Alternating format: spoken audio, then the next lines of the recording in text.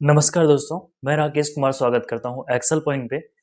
तो गाइस आज हम लेकर के आए हैं एक्सपीओ से रिलेटेड कुछ न्यूज़ और एक चीज़ मैं आपको आज बताने वाला हूँ जो कि बहुत ज़्यादा इम्पोर्टेंट है एक्सपीओ को लेकर के। तो गाइस मैंने कुछ रिसर्च किए थे आज।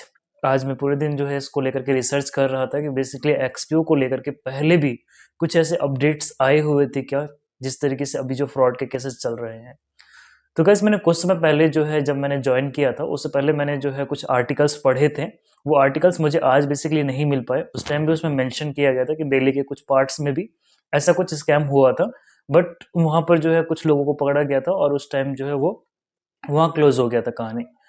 बट उस केस के बाद जो है एक्सपीओ को लेकर के ऐसा कुछ लाइक कोई एक्शन नहीं लिया गया था, लाइक एक्सपीओ को बंद किया गया हो, ऐसा कुछ भी नहीं हुआ था उस टाइम। तो ये आर्टिकल मैंने कुछ समय पहले पढ़ा था जब मैंने ज्वाइन किया था, लाइक मैंने ज्वाइन किया था अगस्त सितंबर के आसपास। तो मैंने उससे पहले जो है उस आर्टिकल को पढ़ा था ज्वाइन करने से पहले। तो मैंने देखा था कि लाइक इस प्रकार से हुआ था, तो आई होप कि उसमें जो है कुछ लाइक चेंजेस हुए हों, तो इस कारण मैंने उसको ज्वाइन कर लिया। अभी मेरे पास जो है मैं कुछ न्यूज़ देख रहा था और मुझे हाल ही में एक आर्टिकल मिला अभी जो कि 2023 में पब्लिश की गई थी।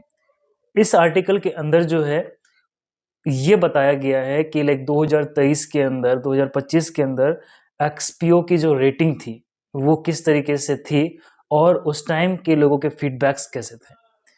तो सबसे पहले अगर मैं बात बताऊं कि एक्सपीओ की जो रेटिंग है यहाँ पे उन्होंने 1.45 दी हुई है आउट ऑफ 10। इट मीन्स कि एक्सपीओ को बिल्कुल भी लाइक लो रेटिंग यहाँ पे मिली हुई है। सेकंड अगर हम बात करें कि इसकी जो बेसिक जानकारी में यहाँ पे ये मेंशन किया गया है कि ये जो एक्सपीओ है ये जो है संचालित की जा रही थी बेल्जियम से। और साथ में ही इसको आप देख पाएंगे जब आप इसको पढ़ेंगे पूरे अच्छे से, अगर आप इसको अच्छे से पढ़ते हैं तो यहाँ पर मेंशन किया गया है कि जो कंपनी है इसको 2 से 5 साल हो चुके हैं ऑलरेडी। कंपनी का जो एक्चुअल नेम है वो जीनो पोर्टफोलियो एलएलसी है। गाइज एक चीज और मेंशन किया गया है यहाँ पे कंपनी का पता जो कि मॉस्को रशिया का यहाँ पे बताया जा रहा है। और साथ में हम देख रहे हैं कि कुछ फीडबैक्स भी यहाँ पे मेंशन किए गए हैं। जैसे कि आप देख पा रहे होंगे कि पहला फीडबैक यहाँ पे ये मेंशन किया गया है कि वे मुझे निकासी की अनुमति नहीं दे रहे हैं। इट मीन्स कि पेमेंट निकालने में प्रॉब्लम हो रही है। दूसरा ये ऐसा ही एक और यहाँ पे फीडबैक है कि ये ब्रोकर आपको मुनाफा निकालने में मदद नहीं करता, ये ब्रोकर से सावधान रहे। तो ये कुछ फीडबैक्स आए हुए थे और ये सारे फीडबैक्स भारत से ही है। और एक चीज़ और है यहाँ पे जो कि बहुत ज़्यादा इम्पोर्टेंट है कि ये जो कंपनी है बेसिकली कहाँ से ऑपरेट की जा रही है। तो गाइस ये कंपनी जो है ऑपरेट की जा रही है, देखिए वैसे तो यहाँ पे रशिया का नाम लिया गया है बट यहाँ पे अगर हम बात करें तो 97% out of the 100 97% peoples are from the India only. कि जो 97% जो लोग हैं वो इंडिया से ही हैं सिर्फ। उसके बाद यूएस और बाकी जो है कुछ कंट्रीज का नाम यहाँ पे दिया गया है, तो वो कंट्रीज है। तो अगर एपिसेंटर की बात करें तो उसका एपिसेंटर जो है बेसिकली इंडिया ही रहा है।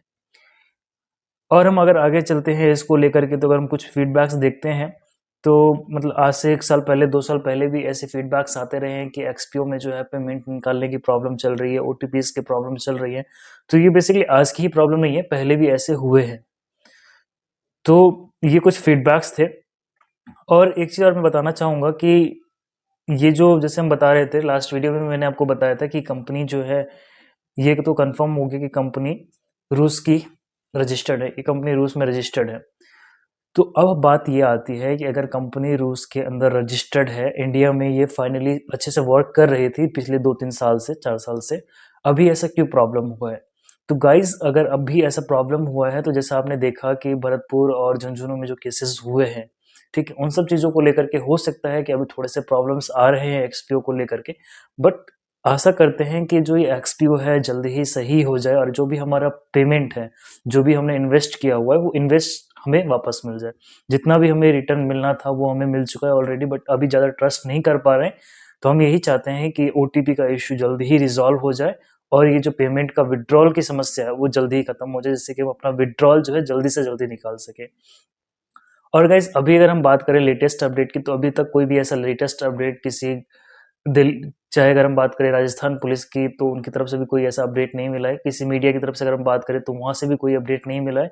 और एक्सपीओ तो काफी समय से कोई भी नोटिफिकेशंस दे ही नहीं रहा है।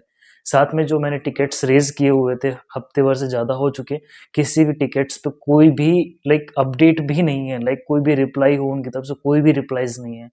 तो कहीं न कहीं ये सब चीज़ों को लेकर के थोड़ा-सा मन दुखता है कि यार इन चीज़ों को रिस्पॉन्स तो करना चाहिए, क्योंकि हमने ऑलरेडी इतना इन्वेस्ट किया हुआ है, तो कहीं न कहीं हमें सपोर्ट थोड़ा बहुत मिलना चाहिए।